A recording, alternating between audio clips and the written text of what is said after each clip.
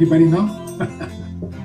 Well, we're in Elul, so Ani le dodi le dodi li. That is the title of the talk, but you're free to speak about whatever.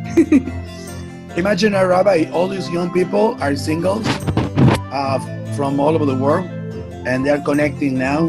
And the main idea is that as Mashiach is coming, and you see, there's a guy, Moti, for example, is in France right now, middle of the night. Yuvi is in Israel, and then all the other are in the United States, in South America, and they're all here for a reason. To be in a community of young people, hopefully to meet someone. So I think this is the best topic, actually, the young people. It looks to me like the thing they all have in common is good looks. You don't let ugly people on this program? This is great. No wonder they're all getting married. Rabbi, you included me in that view? No. Yeah, you set the pace for everybody.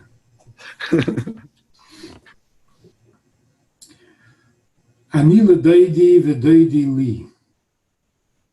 That's a verse from the Song of Songs, which is very romantic. I am my beloved's, and my beloved is mine. Is for me. This is the theme of Elul, because every relationship has, of course, two partners, but there are different ways that a relationship can begin. It either begins with you or it begins with the other. You are either acting or reacting. So we have two different descriptions in the Song of Songs.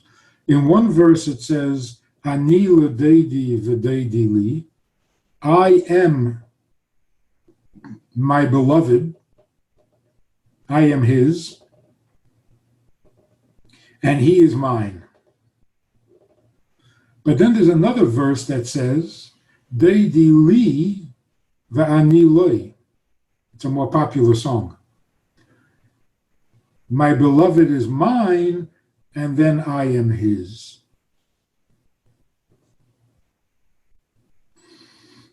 These are the two parts of the year. I am my beloved. That's the month that we're in now, Elul and Tishrei. It's Rosh Hashanah theme.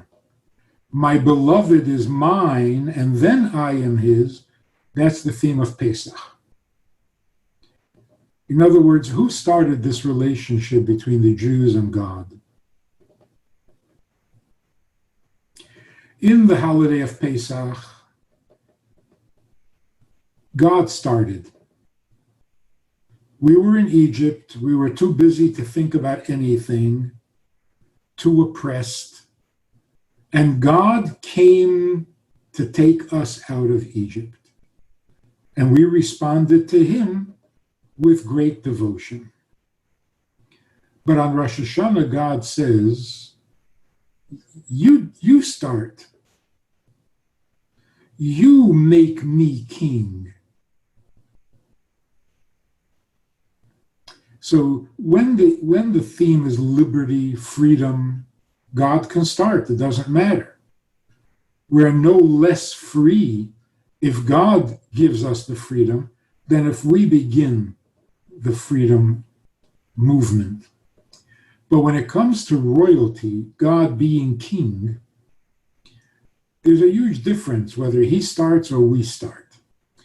If he starts, it sounds a little bit like a dictatorship. He declares himself king, and therefore we have to be loyal to him.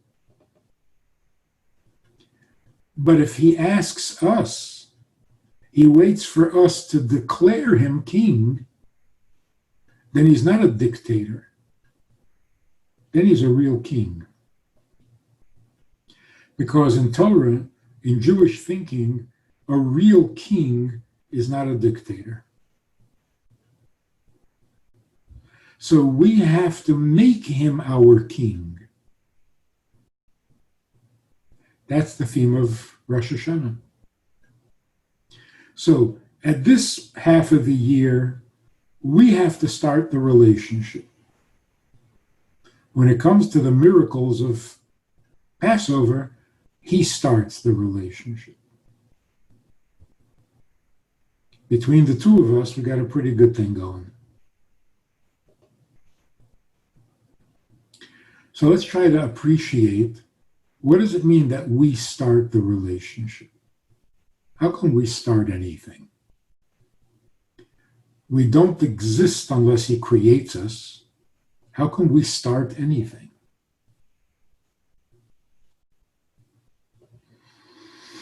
So here's an interesting thought. We know that we have freedom of choice. That's a very big theme in Judaism. Without freedom of choice, nothing makes any sense. Reward, punishment, accomplishment, nothing makes sense if we don't have free choice. But what kind of free choice do we have, and why? God creates the world with a vast eternal plan. Why would he give us free choice? It's not like he's indifferent about which way the world goes. He's not indifferent about the future. He has a very definite plan. He wants his world a certain way. Why would he give us free choice to mess up his plan? And what if we do mess up his plan? Then he'll punish us. That's not a good deal. You give us freedom of choice, but only if we make the right choice. So let's take a closer look.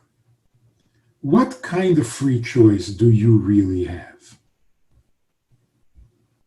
It's like this woman I was talking to years ago. She said, I can marry anybody I want. It's a free choice. I can marry anybody I want.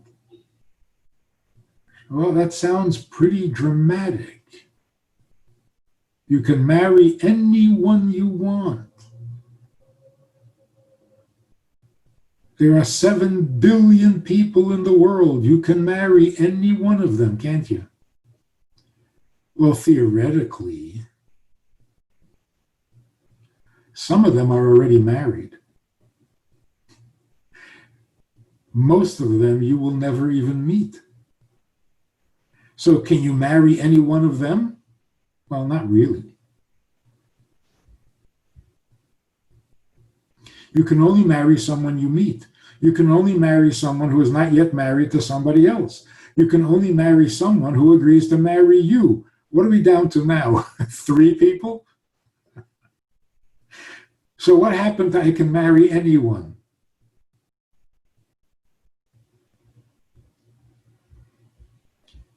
Freedom of choice is not a theoretical thing. So what kind of freedom of choice do we have? I can live anywhere. I can buy anything. I can be whatever I want. No, you can't. No, you can't. You can't be taller than you are, and you can't be shorter than you are. You can't be anything but you. You can't.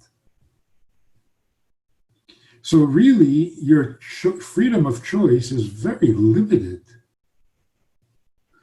Where do we have freedom of choice? Only when it comes to moral decision making. That's the only freedom of choice you have. Which is really interesting when it comes to marriage. You do not have the choice of who to marry. You don't. Why? Because whether you marry him or him, her or her, is not a moral choice. And if it's not a moral choice, then God decides for you. The only thing he doesn't decide is morality. So it's interesting. If you marry a Jewish girl because you had the choice to marry this Jewish girl or that Jewish girl, that is not a free choice. God already decided which one you're going to marry. But if you, God forbid, marry a non-Jewish girl, that's freedom of choice, because that God did not decide.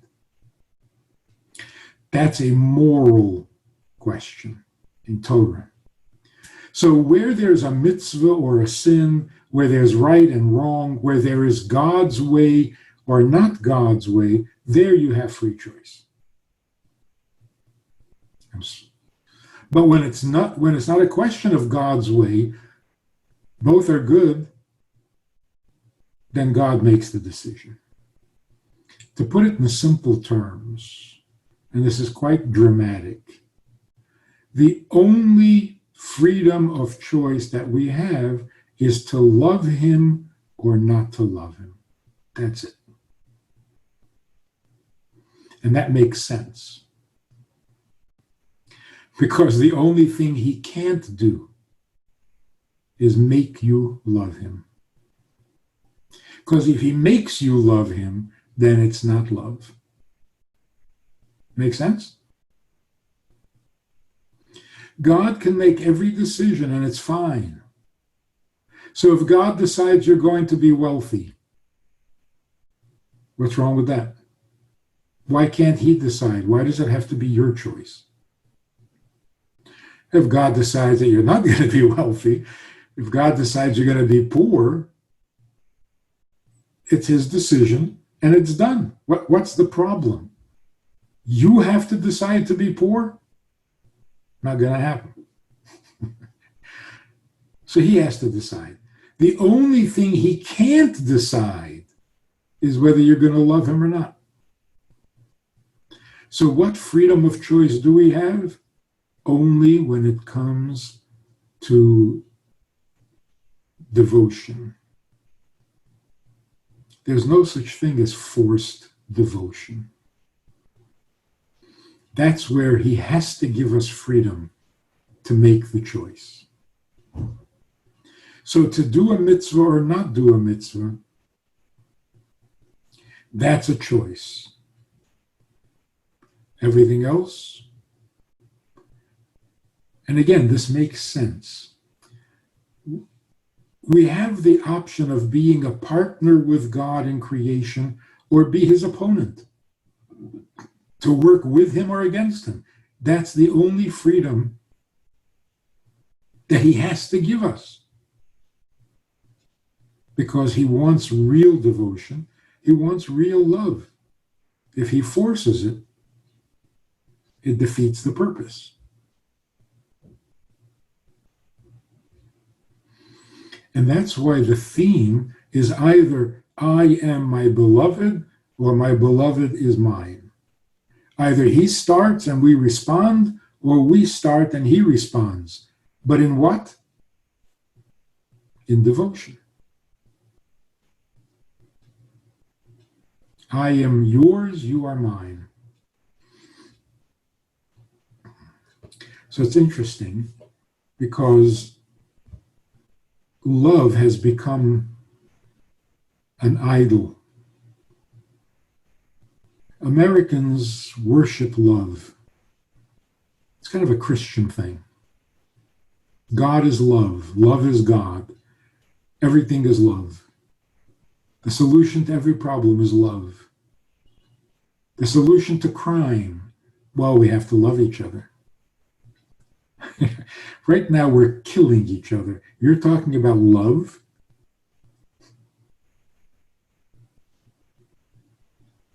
Love is not the solution to everything. We have to stop worshiping love.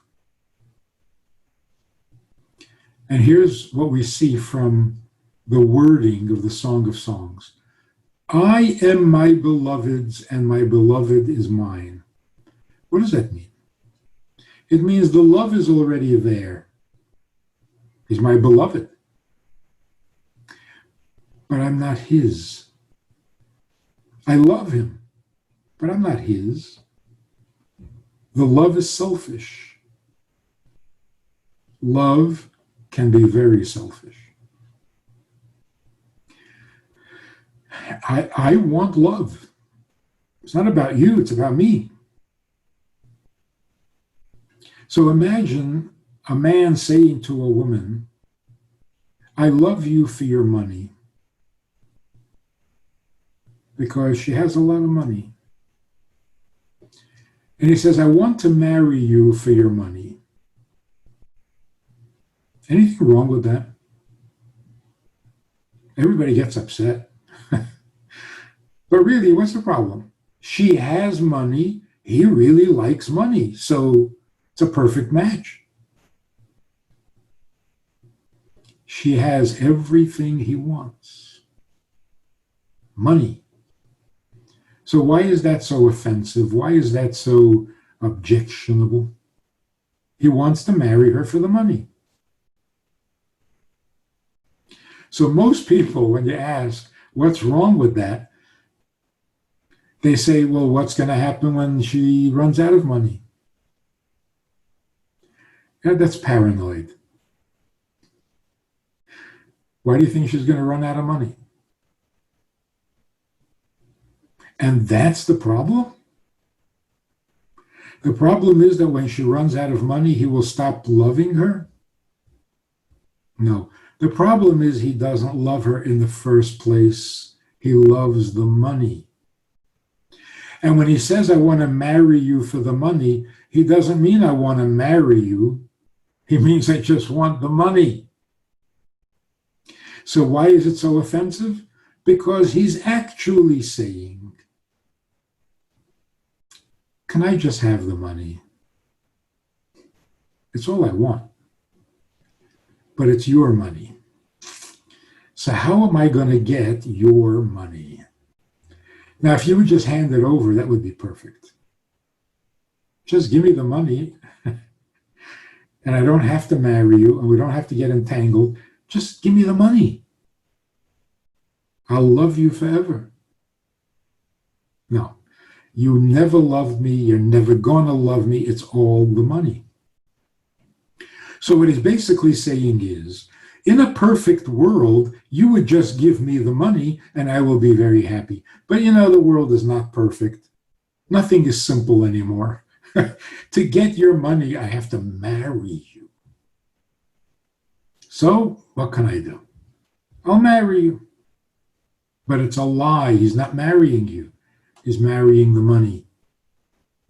And that's why if the money runs out, there will be no relationship. Because there is no relationship with you. The relationship is with the money. That's like saying to God, do I really have to put on tefillin every day? Do I really have to keep kosher? Do I really have to stop working on Shabbos? Do I have to light Shabbos candles? I just want to get to heaven.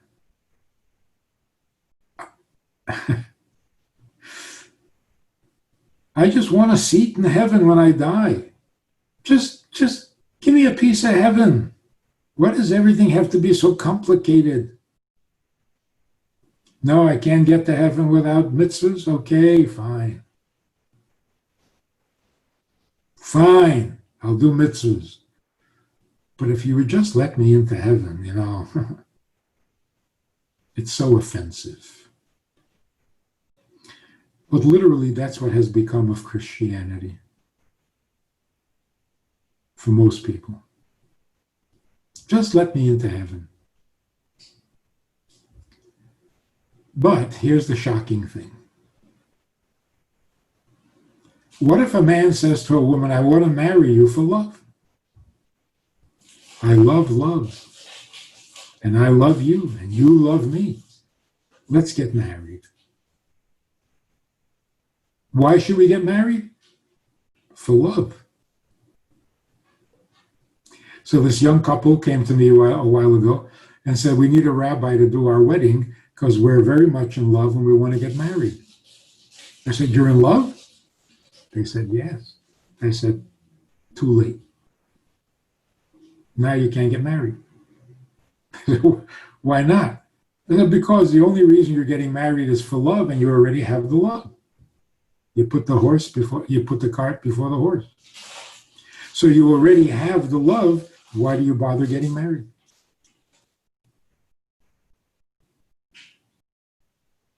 Are you going to love each other more if you get married? So if you already have the love, why are you messing things up? Why are you complicating things? You have the love, enjoy it. What's with the marriage?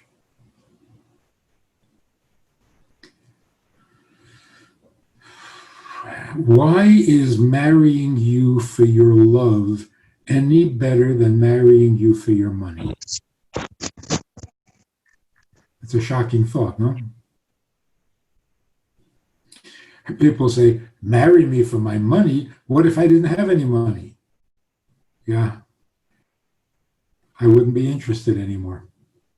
And if I marry you for your love and you don't love me, I'm not interested anymore. But here's the big problem. Even while you do love me, all I want is your love, not the rest of you. I don't want your bad moods. I don't want your opinion. I don't want your sensitivities. I don't want your personality. There's just one good thing that I'm interested in, your love. So love me and shut up. Don't ruin everything by having an opinion. Just give me the love, skip the rest. I'm not marrying you for the rest. I just want the love. In other words, I'm married to the love, not to you. Same as with the money. The reason they're similar is because they're both things. In a sense, love is an object, not a physical object, but it's an object. You either have it, you don't have it. You have more, you have less. It, you have it, or you don't have it. A human being is not an object. So if all I want is your money, I'm marrying an object. And if all I want is your love, I'm marrying an object. And that's why we suffer so badly in our world today. We suffer so badly from loneliness. It's a serious problem, a health problem even. Because when you feel alone in the world, your health crashes. Your immune system gets weak.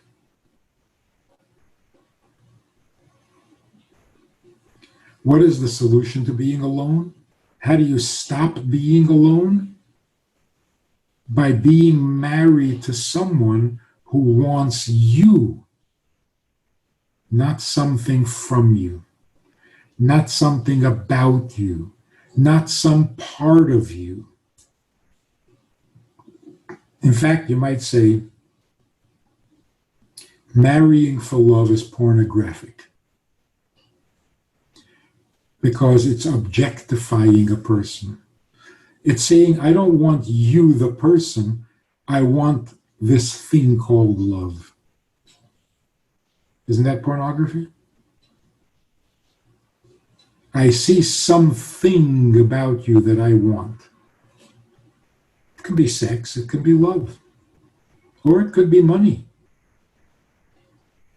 You know, come to think of it, money is the best of the three. Money is at least useful.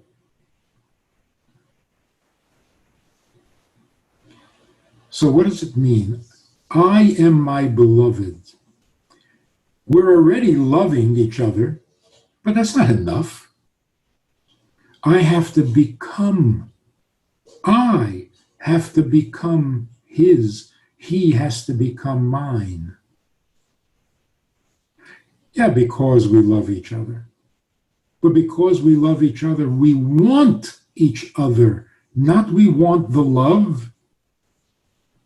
The love just whets your appetite for the person, the whole person. And what makes the other person so necessary in your life? What makes the other person necessary is the fact that she is other. She's not you. He is not you. That's what you're looking for. You're looking for someone who isn't you to become yours, to merge with. Someone, not something. The very fact that he has a different opinion, the very fact that she has different needs you never even heard of, that's the part you need.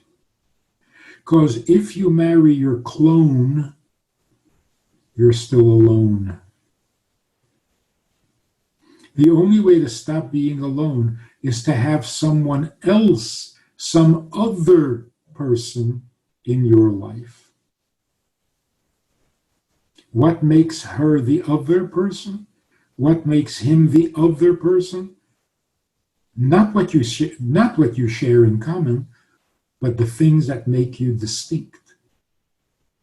And that's why a man marries a woman. They don't have that in common.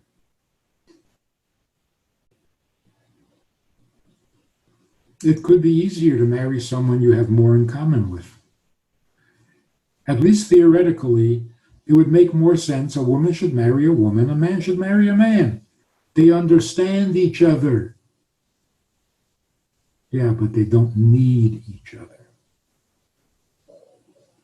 Because they're not other enough.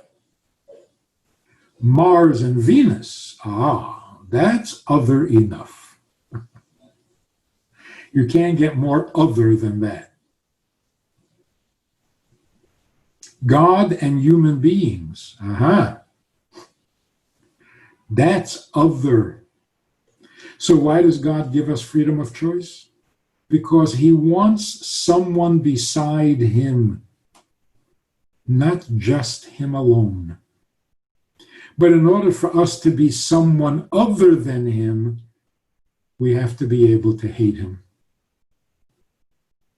Because if we can't hate him, we're not other.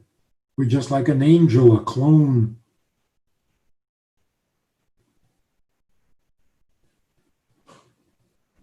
And that means, if we have no free choice, it means he's still alone. There's just him. There is no one else.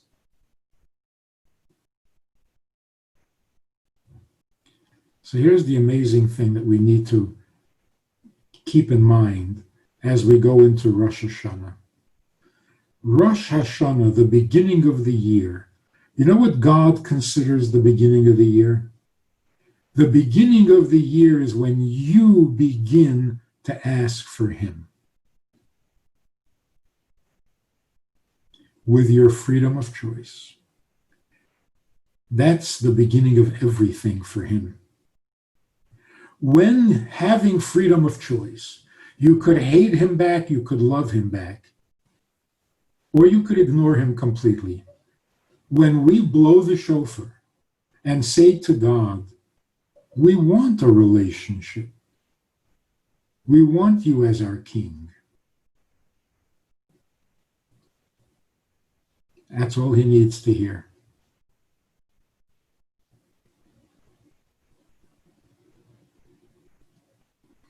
And that's why it is ani l'dodi. First, I have to reach out to him. And then he will respond and give us a sweet year. What is a sweet year? A year when you're not alone. Because he's not alone. So if you want to put it into modern terms, Rosh Hashanah is an anniversary. the anniversary of when we stopped being alone. We, meaning us and God. Because of Rosh Hashanah, we are not alone. And because of Rosh Hashanah, He is not alone.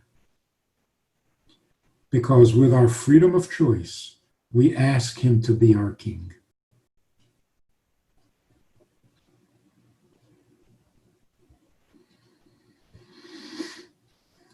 Concerning marriage, marrying for love is a Hollywood invention. Everybody knows it's not working. Nobody wants to admit it. Since Tevye's daughters, now that's for a historical reference, since Tevye's daughters decided to marry for love, marriage has pretty much dissolved into nothingness. Tevye was married to his wife, Golda. When he said Golda, you knew he was in love with someone.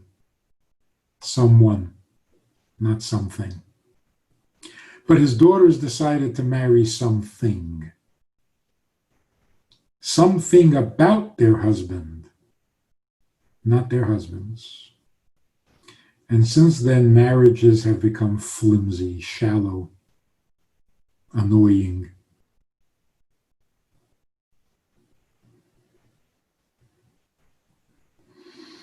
What then is marriage about? Marriage is about intimacy. Love and intimacy are not the same thing. Sex and intimacy are not the same thing. Because intimacy is a non-thing. Intimacy means the removal of all things so that what's left is just two people, him and her. No thing. When two people can remove all things, which begins with money, but it includes love, it includes sex, it includes everything. If there is something that brings you together, you will never be married to each other. You will both be married to this thing. Like a love triangle. There's you, and there's your spouse, and then there's the love that you're both looking for. It's a triangle. So you're not really looking for each other. You're looking to get something from each other. Not only is that not intimate, it's a little nasty.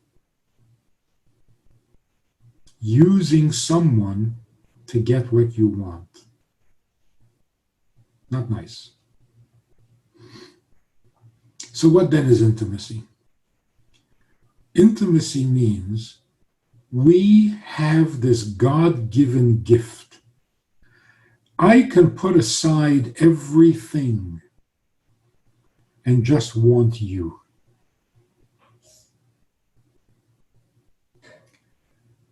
What do I want you for?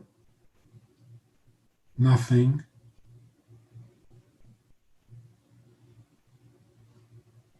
What do I want you for? That means, what am I using you for? What am I using you to get to? I'm not using you. I don't want to get anywhere. I just want you in my life. Yeah, to disagree with me, to dislike me from time to time. But you have to be in my life.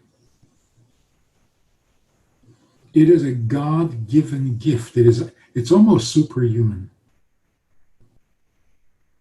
Can you really want someone in your life for no benefit of your own? What does that even mean? So this husband says to me, I love everything about my wife. I said, that's funny. Why does your wife want a divorce?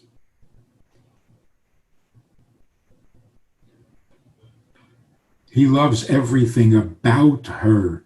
He just doesn't need her. I said, do you love her? He says, I love everything about her. I said, yeah, but do you love her? He says, what about her? I said, not about her, her. He says, what does that mean? Take all things away. No money, no love, no sex. Then what's her? What's left? There's nothing left. Right?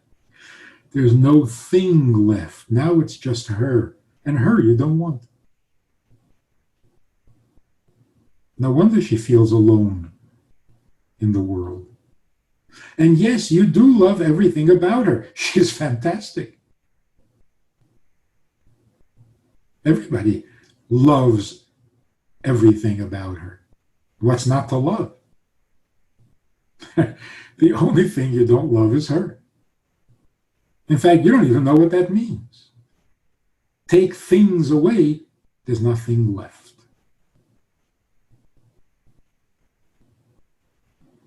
So to make it a little clearer, you imagine a happily married couple.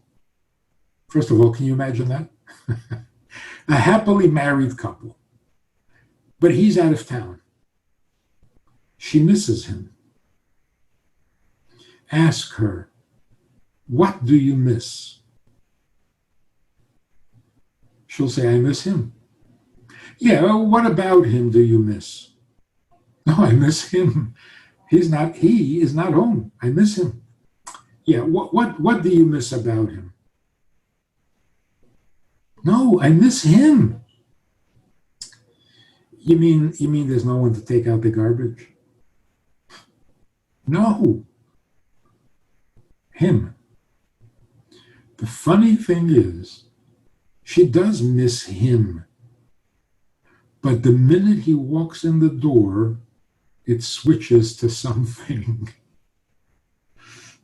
Oh, you're home. Okay, now you can. But while he was away, she really missed him.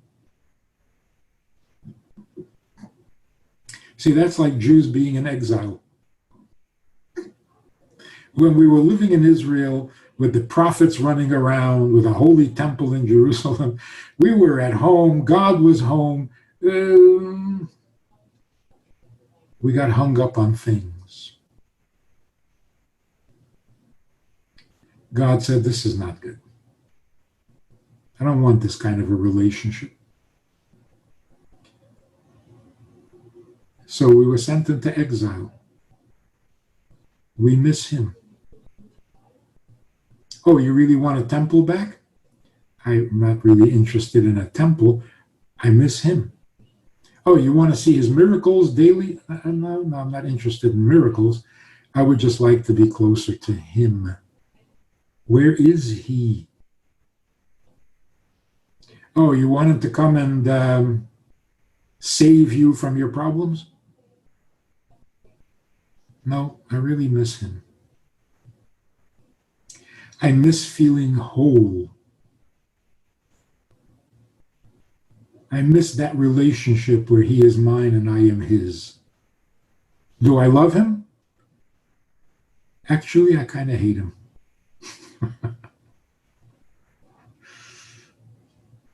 Isn't that a beautiful relationship?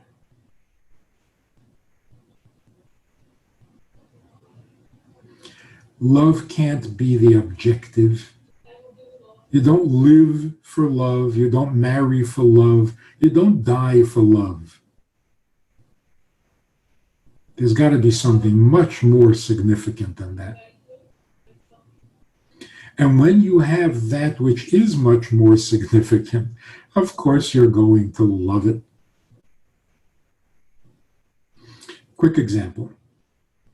What is a stronger thought, a stronger idea, a much more powerful notion than love? Home. If you read about the raid in Entebbe, when Israeli soldiers went to rescue the hostages in Uganda, in the airport in Entebbe. It was miraculous. It was awesome. It was biblical. And the whole world was so excited how that raid happened, that it happened. It was literally a miracle of biblical proportions. The success of it was stunning. But here's my point.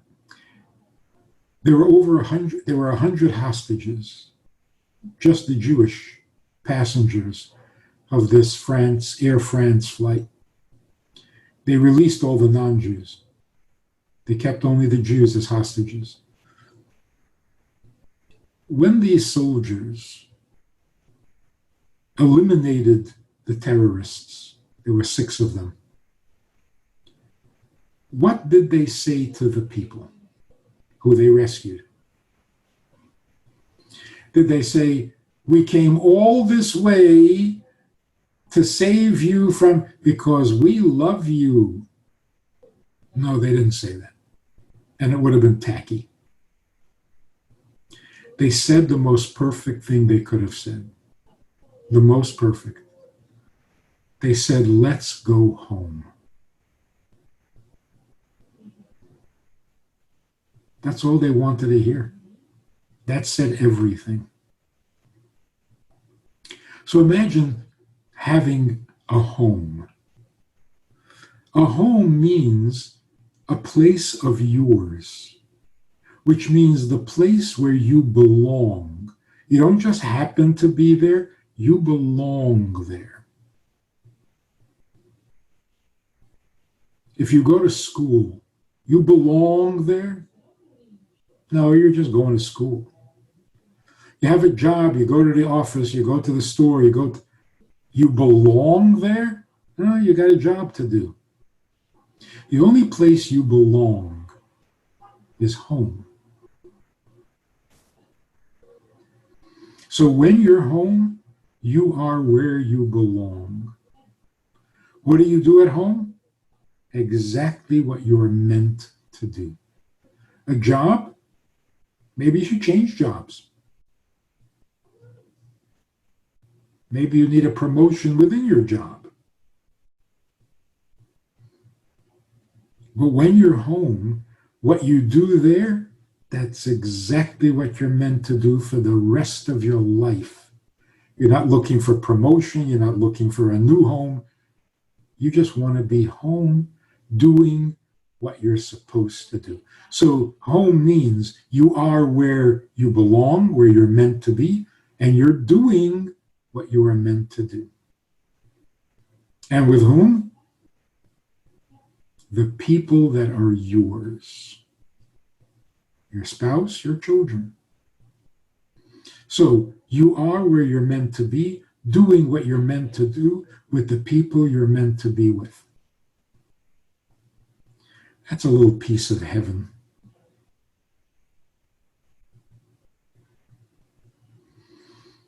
Let's put it a little differently.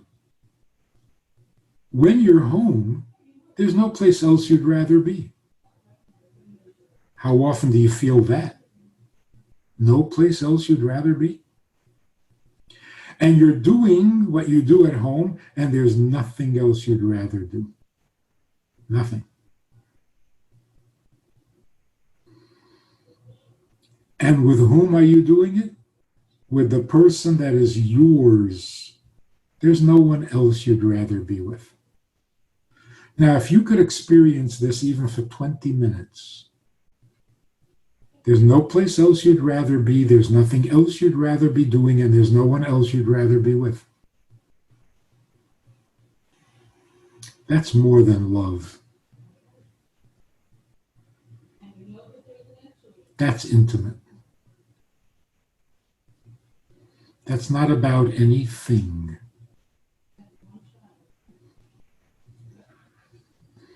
A mother is raising her children. There's nothing else she'd rather do. Does she love her children? Depends what day. Sometimes she's very annoyed by them. But there's nothing else she'd rather do. That's an amazing thing. Love is a little childish. It's like candy.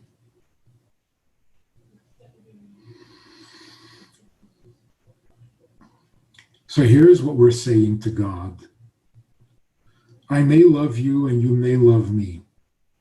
That's nice. But are you mine? Are you my God? Am I your people or just a people?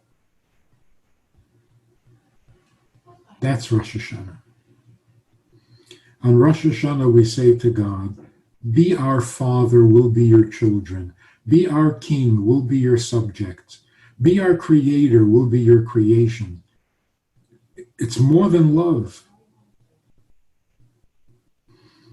So imagine you have this kind of home. What, you're not going to love it? The people who you are with and you don't want to be with anybody, there's no one else you'd rather be with. What, you're not going to love those people? Love is not the reason. Love is the reward. The icing on the cake.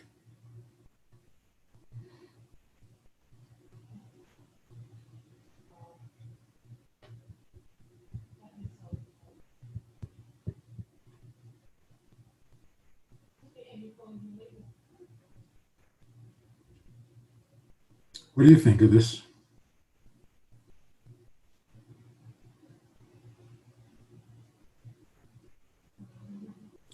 Have you been suspecting this all along? That love is so overrated? I gotta tell you, to sum it all up, we are desperately alone in the world and we think love will fix it. Love does not fix it. In fact, love can make it worse. Because any time you try to use love for something it cannot do, it will disappoint you. Love cannot take away the feeling of loneliness.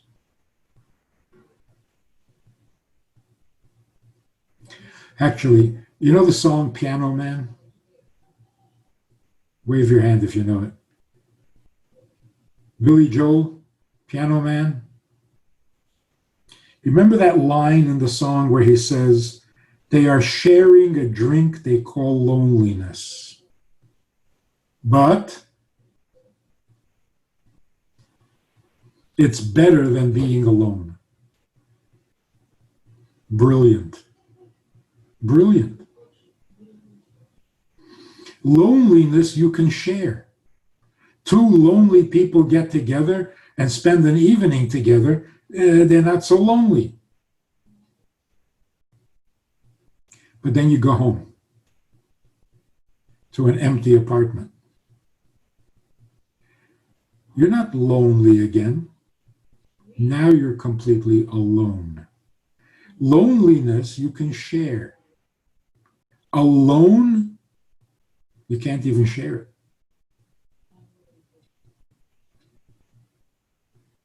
So if you love someone and that someone loves you, that's like sharing a drink called loneliness. You're both lonely, you don't want to be lonely, so you love each other. Then you go home and you're alone again. Alone. Love doesn't fix it. There's only one thing that fixes it, and that is marriage. That's why God says, therefore shall a man leave his father and mother, cleave to his wife, and become one. Leave his mother and father to become one. Why can't he be one with his mother and father?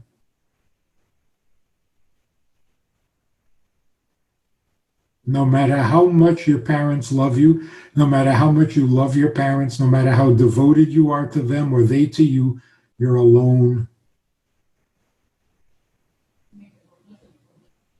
The only thing that takes away the aloneness is if you cleave to a wife or to a husband. And that means someone you are not naturally related to. You're not allowed to marry a relative. You have to marry a stranger. Why?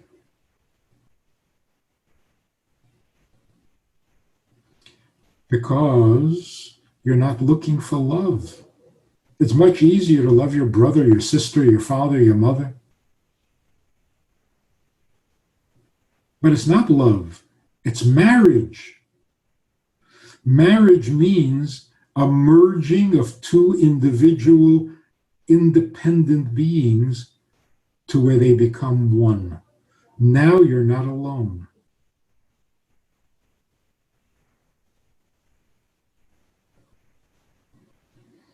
And it begins with God. God created the world because he was alone. And he doesn't like it. As perfect as he is, to be just me, perfectly me, is horrible. I don't know why. What's wrong with being perfectly me? Just me? What's wrong with I gotta be me? What's wrong with I did it my way?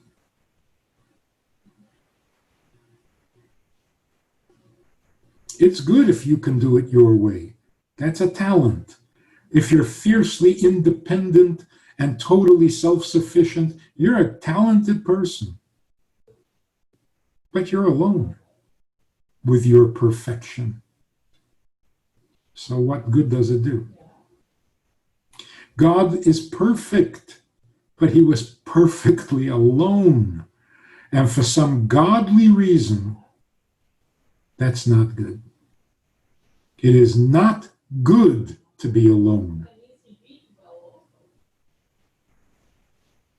In other words, as perfect as you are, there's nothing good about it. What's good about being perfect? Perfect means talented, capable. Where's the goodness? What's good in being alone? Nothing. Goodness begins when you introduce someone else into your life. Without other people, you can't be good. You can just be. And you can be perfect. But there's still nothing good going on.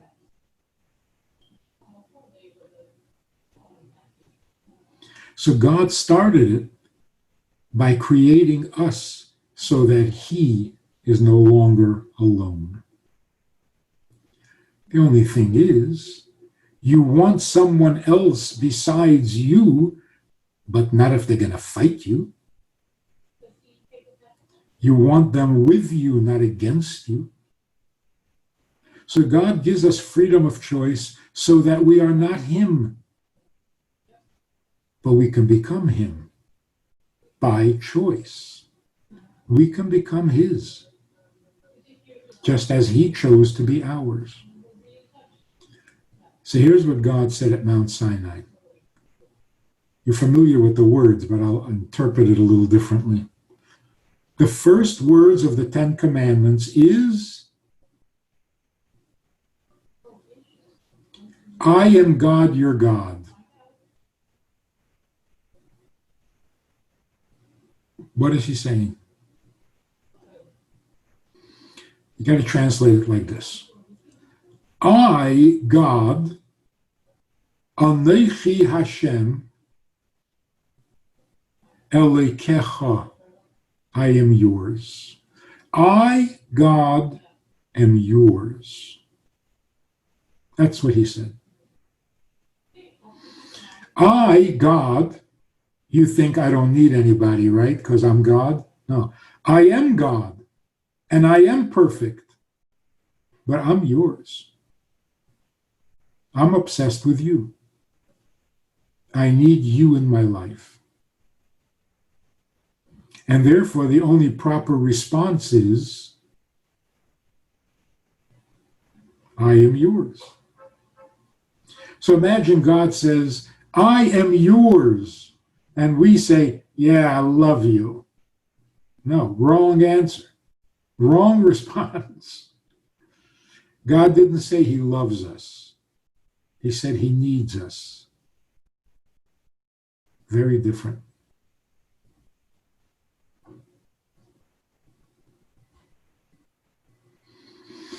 And therefore, the only right response is for us to say, well, we need you. Not out of desperation, out of freedom of choice.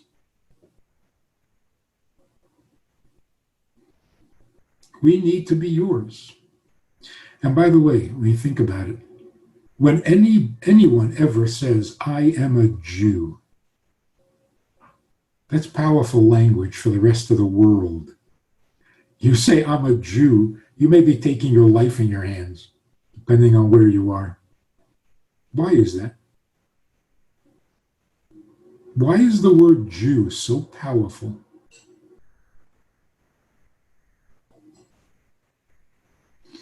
Why is it that a Jew who doesn't do any mitzvot at all, consciously, and yet if you suggest that he may not be a Jew,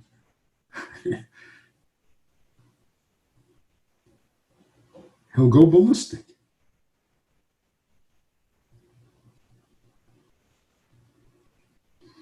The word Jew means I belong to God. That's what it means. People who don't believe in God hate Jews because Jew means I belong to God. Makes a lot of people jealous.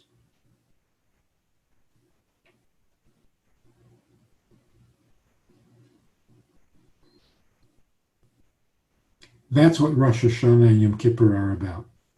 People come to the synagogue, they never come the rest of the year, but they come on Rosh Hashanah because on Rosh Hashanah, God is not asking, do you love me?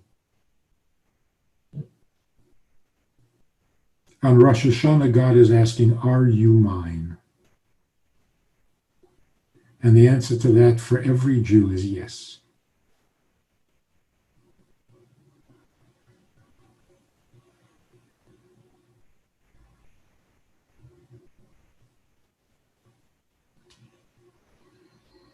I know you can think of some exceptions.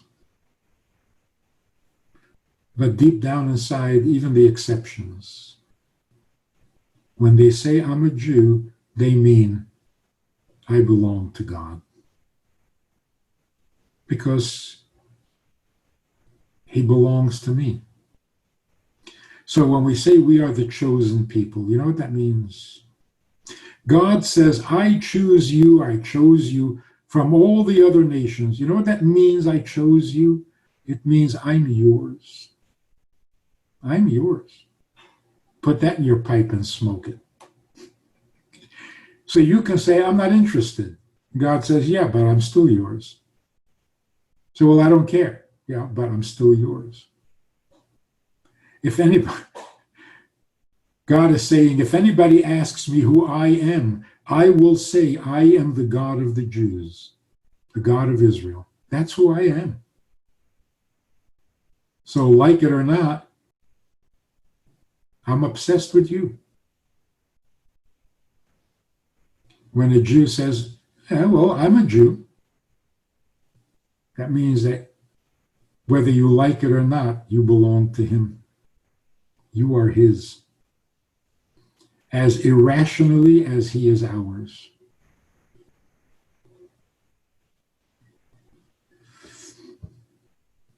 Now that's an attitude you can go into Rosh Hashanah with.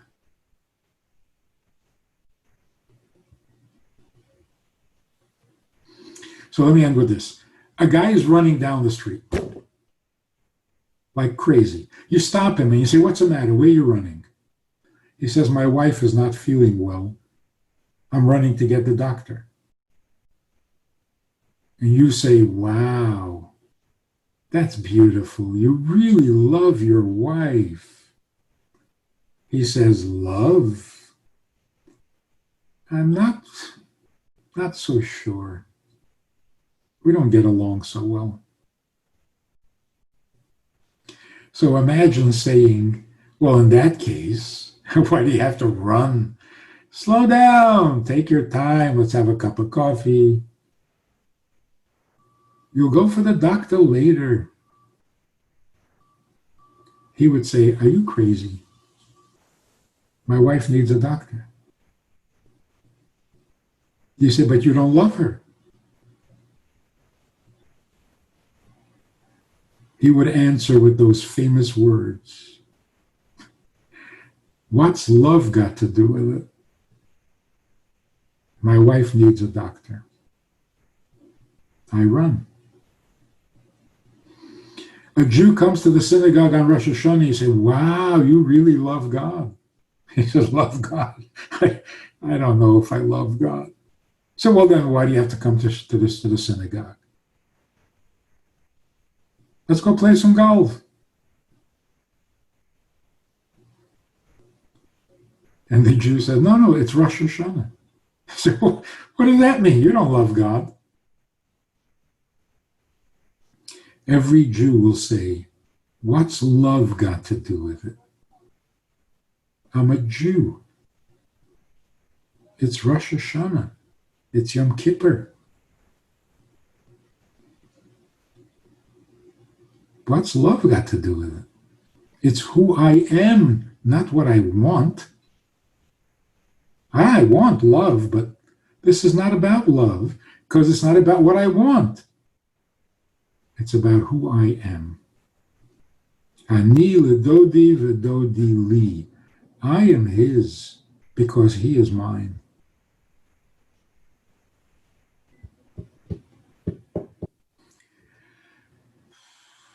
What do you think?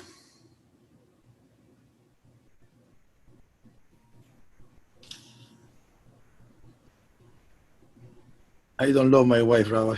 Just kidding. Amazing.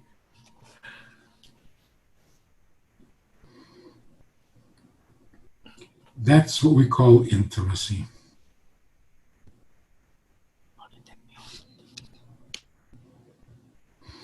Back in the 60s, and I remember it very well, we all decided, men and women, decided that we don't need to be so serious about intimacy, about sex. Don't have to take it so seriously and make such a drama out of it. It's fun. It should be free. Free love. Why not? But it turns out that free means free of respect, free of commitment, free of significance, free of commitment. The result is me too. It's not that men are not nice to women. That's an old story. Me too means we have lost respect for intimacy, and so people get hurt. More often the women, but men too.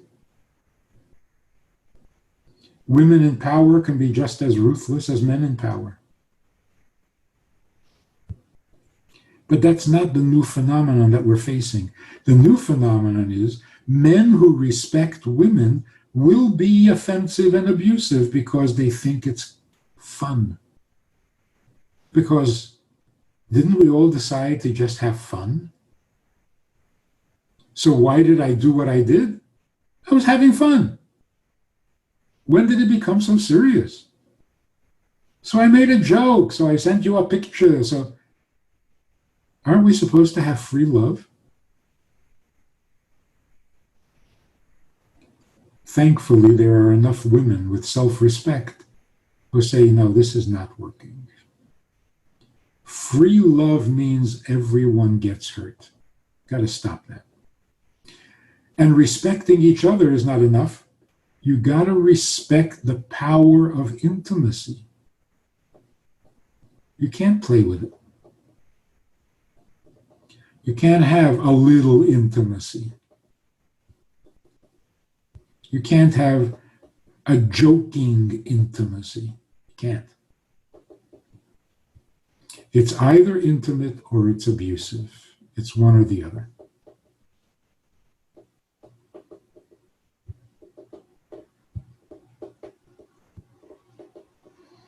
And if women raise the standard, men will follow.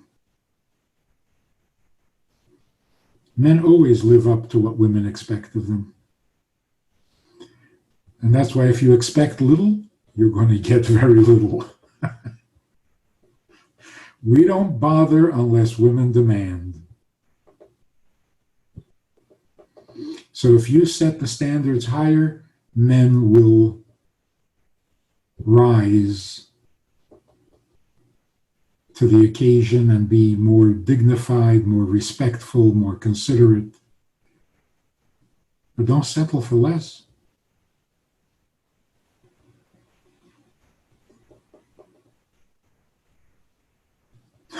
Men are not animals. We're just lazy. So if we can get away with less, we'll do less.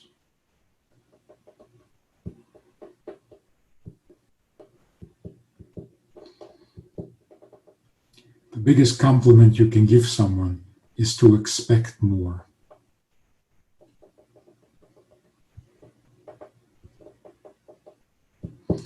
Anyway, people, you should all be written in the book of life. Ksiva v'chasima tova.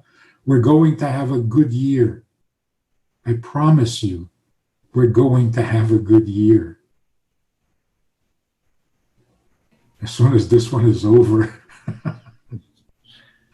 this one has been a crazy year. We're going to have a new year, and it's going to be a good one. But there are different kinds of good. What we need, what we want, what we're asking for, what we're praying for, is that the good year we're going to have will be a sweet one.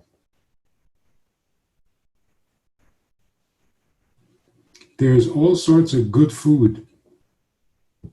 Some of that good food is sour, like a good kosher pickle. Some of that good food is bitter,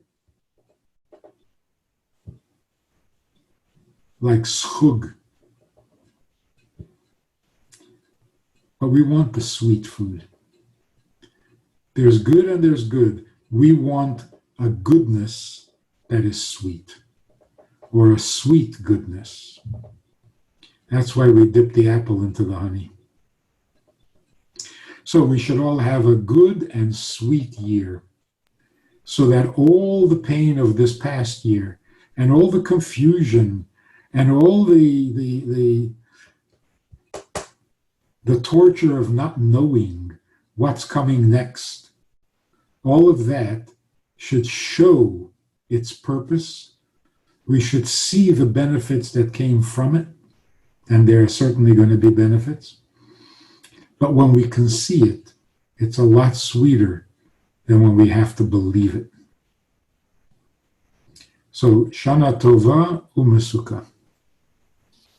Thank you so much, Rabbi Manis. Thank you very much for an amazing speech. Everybody, applause for that. Do you have a... You're all muted. What kind of an applause that you can't even hear? Thank you. Thank you very much. Thank you, Rabbi.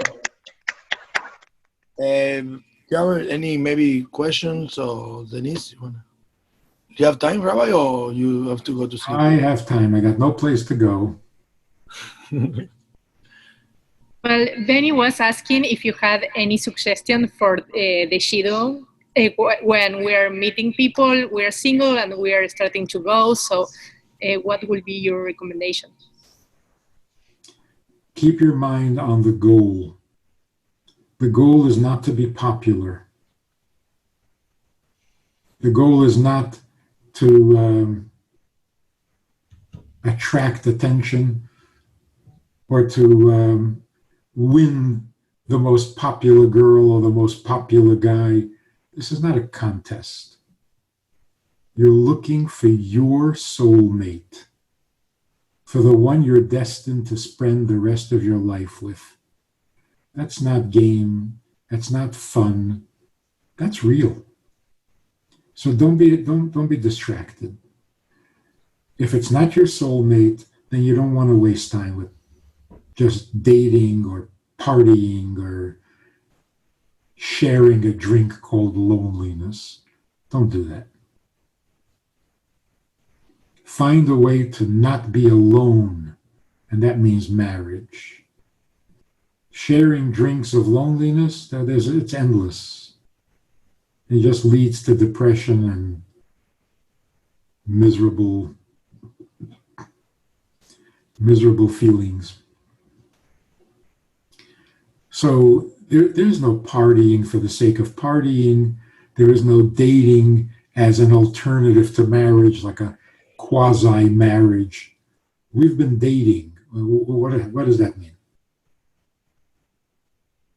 It means you're getting drunk on this drink called loneliness. So dating is not a partial marriage or a quasi-marriage.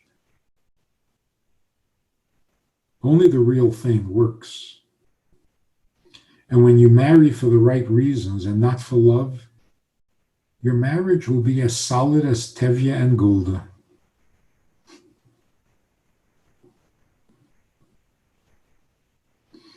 So you should all have good news. By this time next year, you should all be settled in your own home. Settled. Not only married, already moved in, already established your own home, the place where you belong, where you don't want to be any other place. With the person you're meant to be with, you don't want to be with anybody else. A real home. Rabbi, someone asked me to ask you a question. What's point in a relationship should you know, or every person is different? How has Corona changed this? Corona has made us a little more mature because we realized that the lifestyle we had was not very good. We thought it was the only way to go. Now that we've broken those habits, we see it's not the only way, and it's not even a nice way. We can do a lot better than we've been doing, like going to work. Most people go to work and suffer. They're miserable. They're anxious. They're greedy. Constant competition with everybody else in the office, with everybody else at the workplace. It's a nasty lifestyle. Why do we torture ourselves like that? There's got to be a better way. School, it's a misery, starting with kindergarten. There's got to be a better way. Dating, vacationing, running around, just trying to forget how lonely we are. Come on, what kind of life is this? We once thought that was life. It's not. So I hope we don't go back to business as usual. I hope schools have learned something. Business has to change. It can't be this rat race that we've been living. Why is everybody on antidepressants and anti-anxiety pills? What are we killing ourselves for? It's not necessary. And now we know. Because we haven't gone to work, we haven't gone to school, we haven't been dating, partying, and it's fine. We feel more normal now. So we've learned something. Now that we're out of the box, we can think out of the box.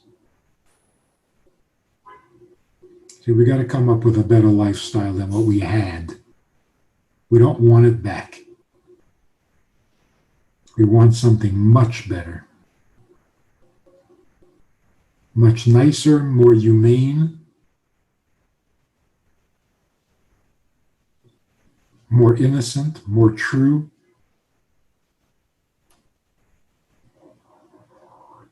Kinder, more godly, in one word, more godly.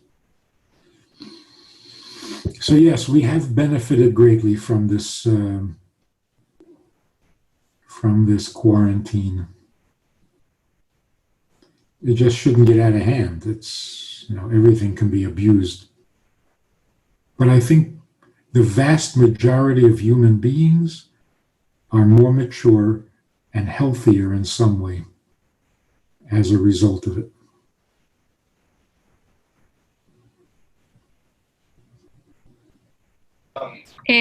There's a lot of questions. So about the soulmate, how do you know when you find the one? And do we have many soulmates? Just one?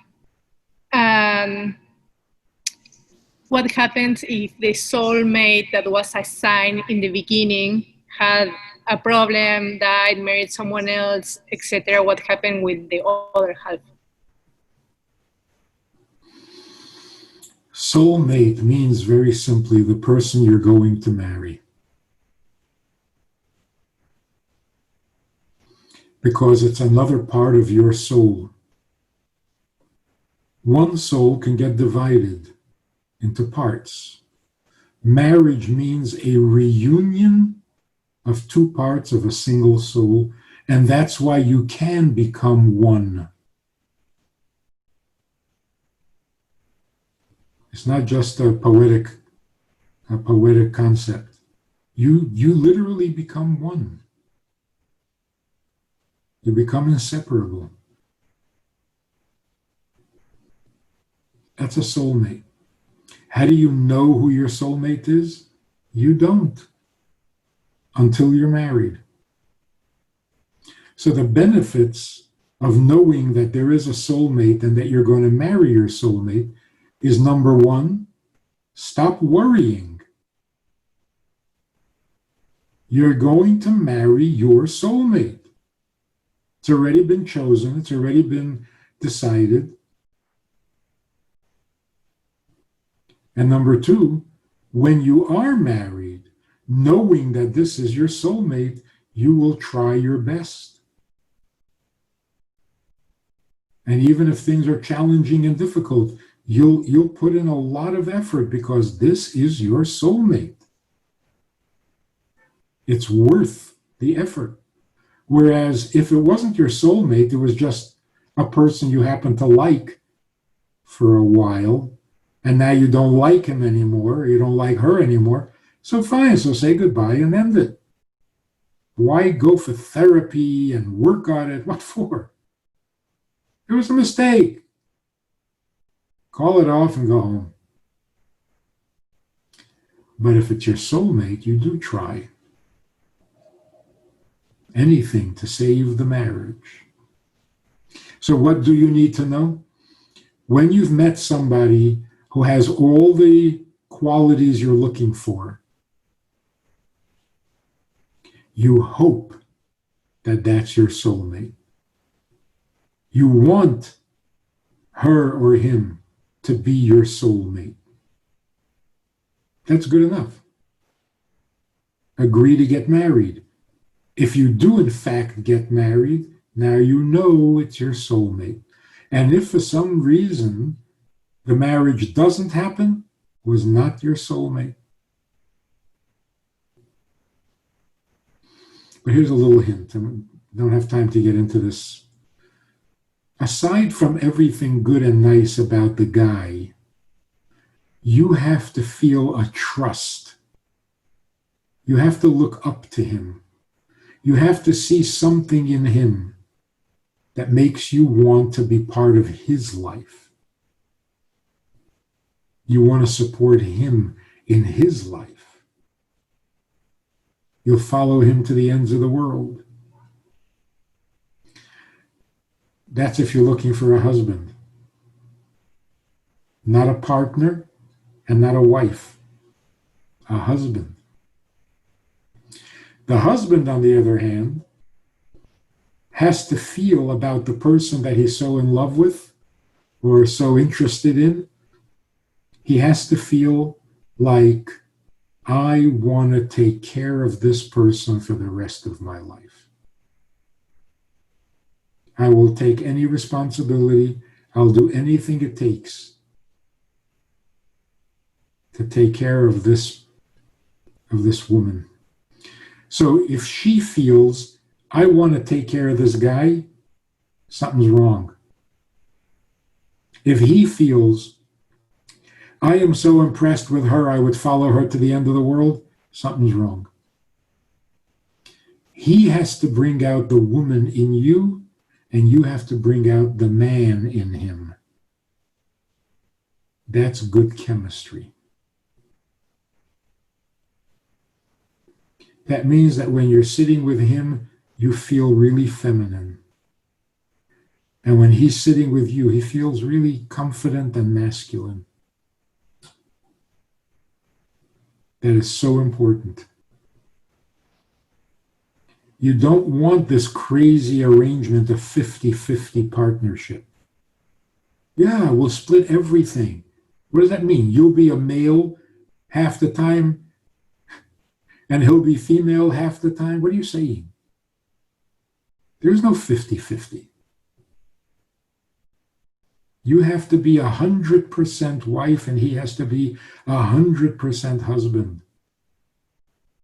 And it's got to feel that way.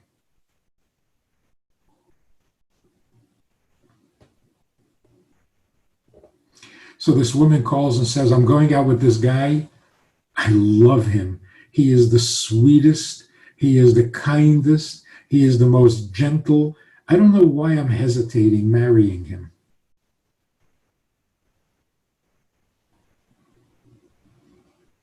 I know why you're hesitating. Because you don't really want to marry him. You want to adopt him. He's so sweet.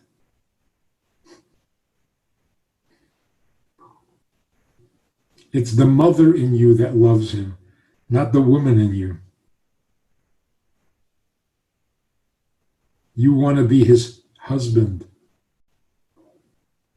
A guy calls and says, I met this girl. I've never met anyone like her. She is so capable, so smart, so strong, so talented, so on top of things. I don't know why I'm hesitating marrying her.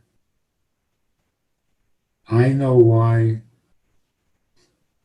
Because she doesn't need you. How are you going to become her provider when she is much better at everything that you are?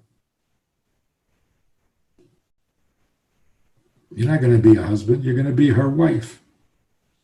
She doesn't want a wife.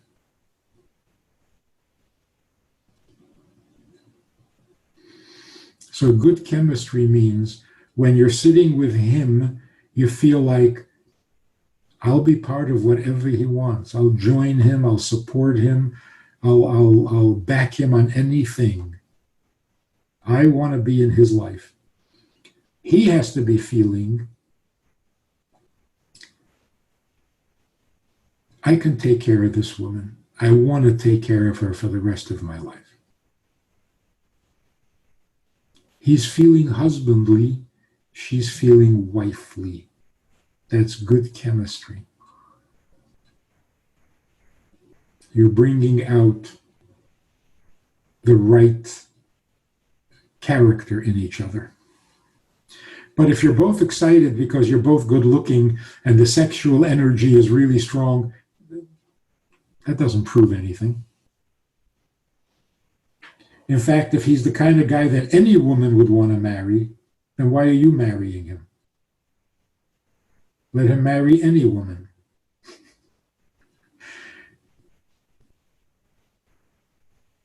And if she's the kind of woman that every guy runs after, then let them run after. Why are you running after? A trophy? That's not a marriage. So good chemistry doesn't mean you excite me. Good chemistry means you make me feel good about me. Because there's no tension. There's no competition. I don't have to make a good impression. The game is over.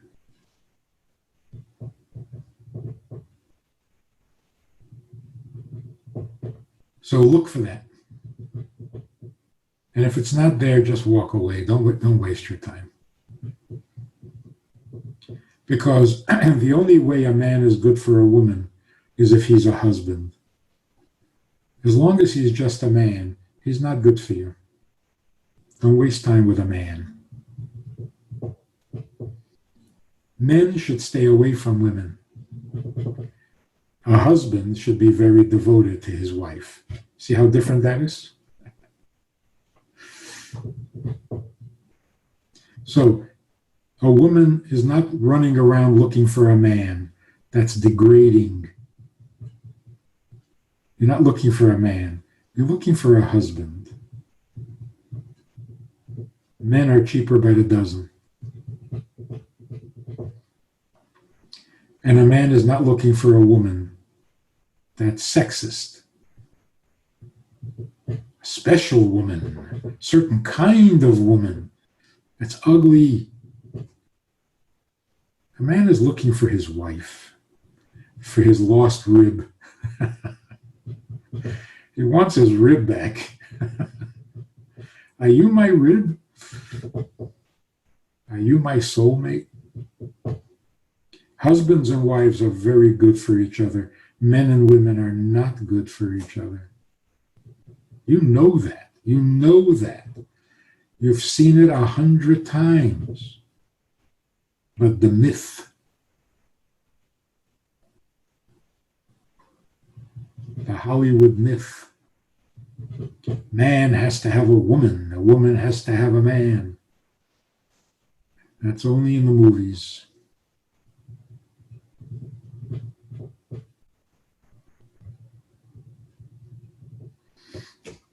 So someone asked, if we're destined to marry that soulmate, why is it so hard to find it? It's not that hard to find. We're just not looking. We're looking in the opposite direction. We're looking for a good date. You're looking to share the drink called loneliness. You'll find that. You have found it many times. Turns out that that's not what you really want. So stop looking for it. Don't look for a date. Look for a home. This religious girl said, I've been praying for years. God doesn't answer my prayer. I said, tell me exactly what you pray for. She says, I pray that I should meet a nice guy. That's a silly prayer. You're always meeting nice guys.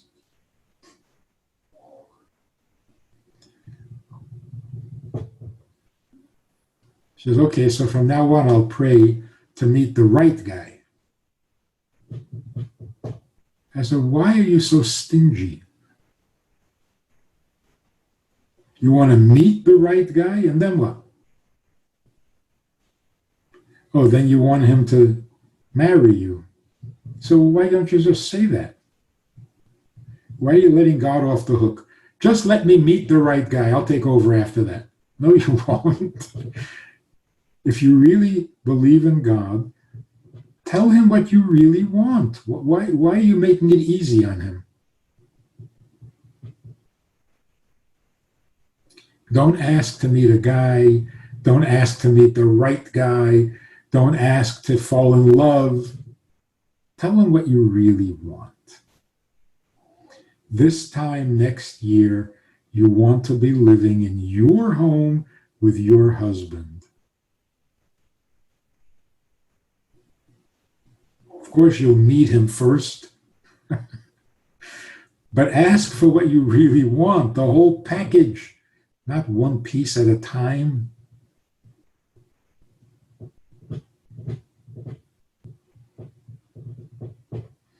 We should all have good news. This time next year, we should all have what we really want in life. Not a piece of it, the whole thing. Shana Tova. It's been a pleasure. Thank you so much. Here, people are writing me like so many questions. So maybe we can find you on your website or follow you on YouTube to continue asking you questions. How would you recommend us to get in touch with you? Let's have another ZoomAway after Yantif.